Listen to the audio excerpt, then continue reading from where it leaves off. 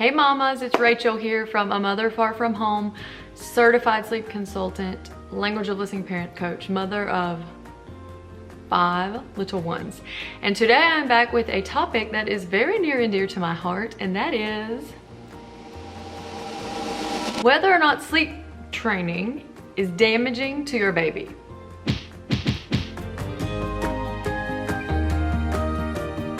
Before I go into a lot more, I want to say one of the main reasons that people have this idea that sleep training, which we're going to get into what that actually means here in a little bit, so stick around for that because that's actually really important. One of the reasons it's kind of what the idea that this is damaging to your baby, that it creates stress and disconnection, one of the big reasons for this is because of one study that was cited by some big proponents of not doing sleep training. I want to talk about some of the flaws of this study because this is important. Now in this day and age, everybody can go on PubMed and find a study to basically say nearly anything they want to say, and then it's like, science. You don't believe in science. And then the person is like, you don't believe in science. It's like, this study, and I'll link the study below, had some serious errors when they carried it out. So first of all, the first thing I want to say about the study that everybody's using to prove sleep training is dangerous is that it was done in a hospital with a nurse doing the sleep training.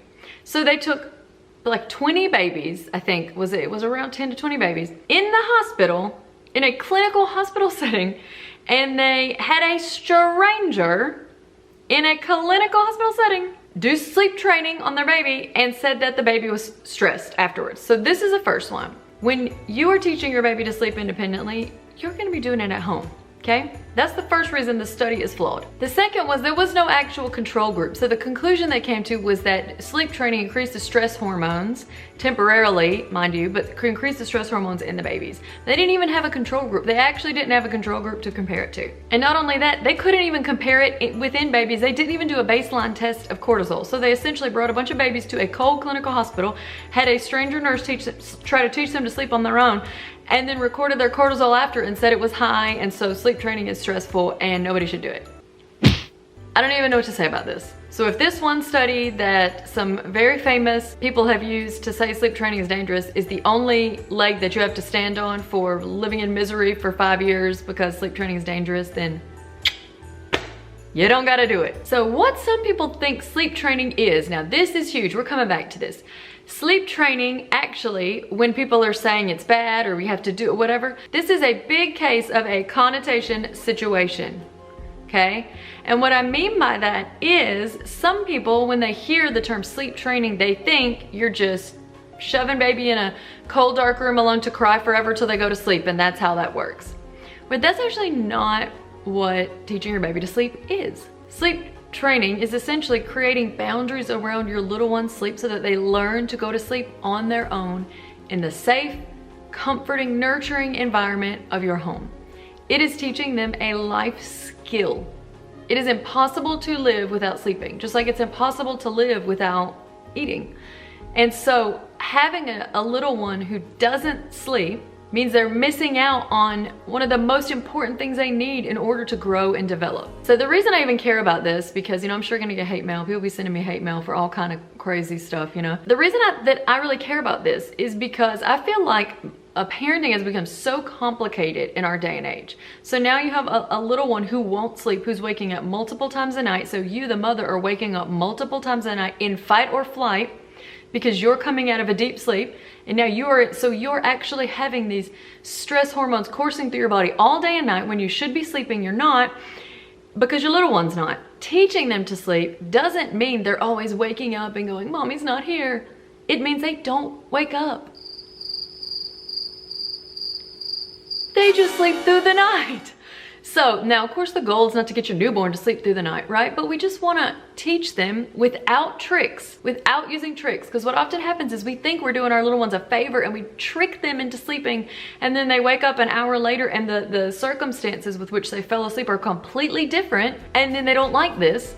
And so our trick didn't work, and so they try to bring us back. Come back, do that thing that you did before, do that thing.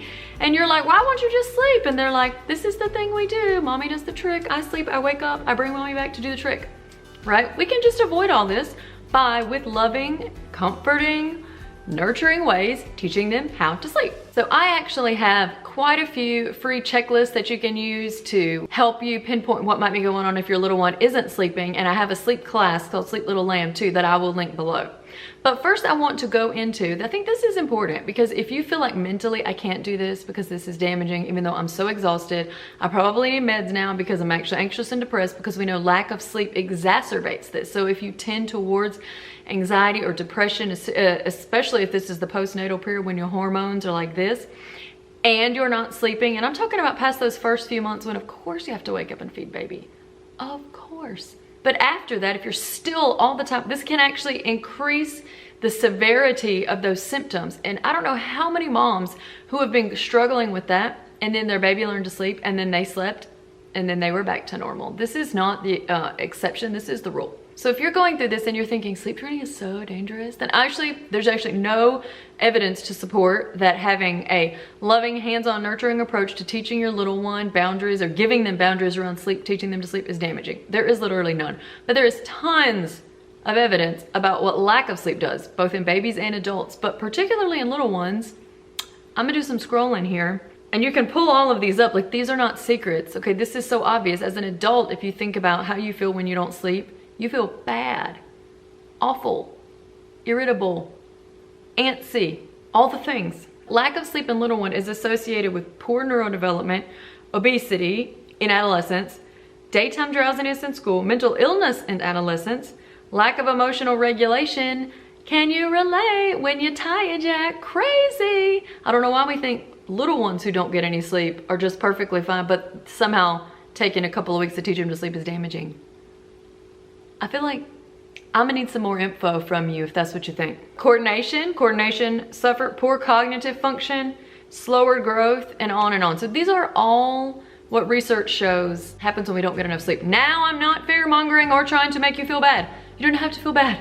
Sometimes it's very difficult to get your little one to sleep. It can be hard. No shame, no judgment, none of that. I'm actually just speaking to the mom who is desperate for sleep but feels like she can't because it's damaging. This is who I'm speaking to. You can do this. So in my sleep class, I actually talk about how there's actually a lot more than one way to skin a cat. There's a lot of ways to sleep train because you can do a more fast or abrupt approach or a slow and gradual one. There's in-room, hands-on, out of room. This idea that we're gonna abandon them to teach them to sleep to be selfish is just whack. Because first of all, you can be right beside them this whole time and still teach them to sleep. I don't know if you knew that, so many moms didn't, but this is the case. One thing that really makes moms upset is when they cry. So this is a big thing. It's like, well, I can't do anything because if I do that, baby cries because they're unhappy. So your baby is very likely to protest, especially if they're like 9 months or older and you've always done the same thing and you change. They really are likely to protest. But there's still, again, no evidence that shows you being there, supporting and nurturing them through this necessary, critical development of a life skill we call sleep.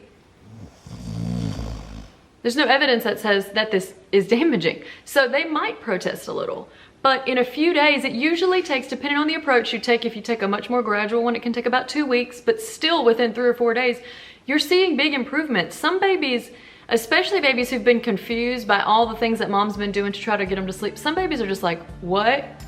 I don't know what mom wants from me right now. It's like I'm laying here and then she's leaning over me, or like some babies get confused. So sometimes in just a couple of nights, you find huge strides in improvement. A lot of this has to do with your daily routine. Are they overtired? Are they undertired? A lot of it has to do with the sleep environment.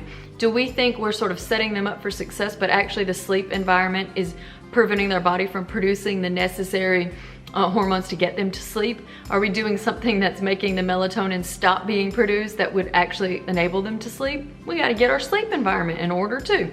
There's a lot of little tweaks that we can make that make a big, big difference. So essentially what I want to share with you, especially during, again, I'm talking to the mom who's desperate for sleep but feels so scared to do anything because it feels like it's going to be horrible for baby, is I just want to encourage you, you can find a way to teach your little one to sleep without compromising your parenting values.